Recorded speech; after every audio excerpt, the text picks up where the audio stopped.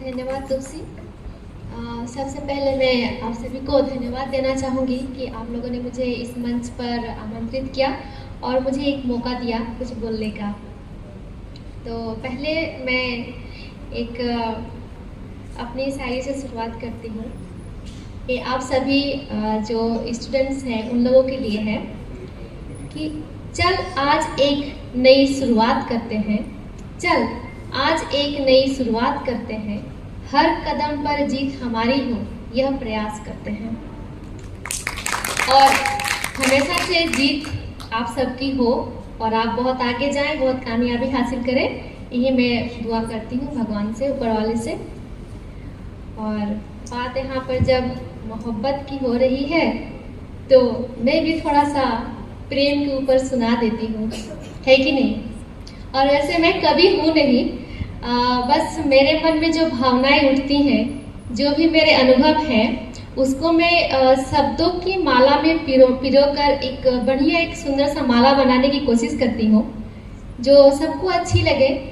और एक बात है कि हमारे अकेलेपन में या फिर हमारे संघर्ष के दिनों में जो हमारी सबसे बड़ी जो हमारे सबसे बड़े मित्र जो है या फिर दोस्त जो भी बोल ले, एक कागज और कलम ही है जो हमारी सबसे बड़ी फ्रेंड होती हैं।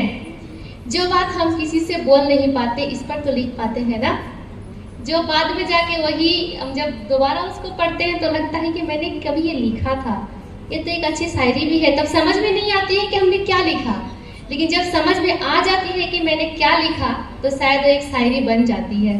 हाँ, तो प्रेम की परिभाषा जो आज तक कभी किसी को समझ में नहीं आई और मुझे भी अभी तक समझ में नहीं आई, लेकिन जो समझ में आई वो मैं लिखती हूँ। प्रेम की कोई परिभाषा नहीं होती, प्रेम की कोई परिभाषा नहीं होती। हाँ, यूँ कह सकते हैं प्रेम एक बंधन है। हाँ, यूँ कह सकते हैं प्रेम एक बंधन है, शरीर नहीं आत्माओं का, जो अदृश्य है सिर्फ महसूस होता है, जो अदृश्य है सिर्फ महसूस होता है।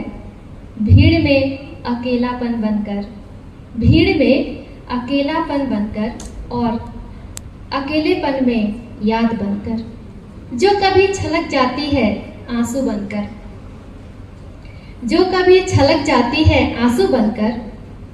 प्रेम अगर दो आत्माओं में हो, प्रेम अगर दो आत्माओं में हो, भूलना कठिन होता है।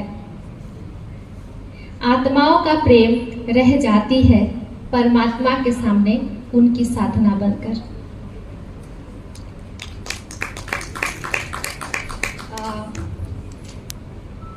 और एक है,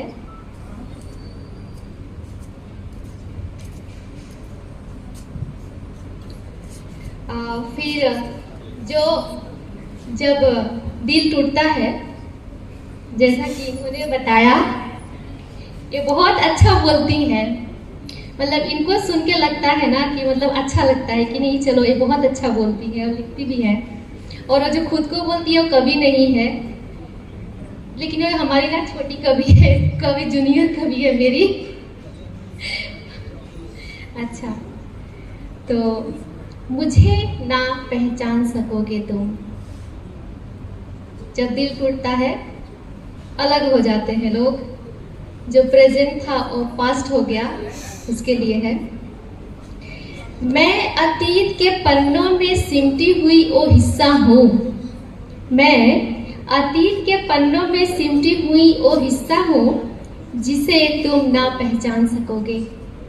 आज मैं हूँ भी नहीं भी हूँ, तुम्हारी बातों में, तुम्हारी यादों में, उस पल में जब देखा था तुमने मुझे, उस वक्त के, उस मौसम के, यादों में सिमटी एक हवा के झोंके सी।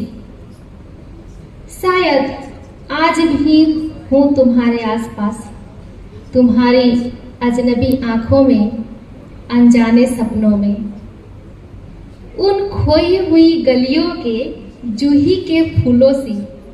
या हूँ मैं तुम्हारे होठों पर एक धुंधली सी मुस्कान बनकर, मैं तुम में ही हूँ, पर ना पहचान सकोगे मुझे। तुम्हारी आंखों में हंसी पे या तुम्हारी नाराजगी में मैं हूँ, पर ना पहचान सकोगे मुझे, क्योंकि मैं अतीत के पन्नों में सिमटी हुई वो हिस्सा हूँ जिसे तुम ना पहचान सकोगे। और अंत में मैं बोलूँगी, मैं लिखती हूँ, लिखने की आदत पुरानी है। मैं लिखती हूँ, लिखने की आदत पुरानी है। मैं अभी जिंदा हूँ, यही तो जिंदा रहने की निशानी है। कागज रब है, कलम रब की इबादत है। कुछ नहीं ना सही, पर मुझे कोरे कागज से बातें करने की आदत है। मुझे कोरे कागज से बातें करने की आदत है। धन्यवाद। अब मैं हमारे जो सबसे बड़े हैं उनको मैं माइक दी।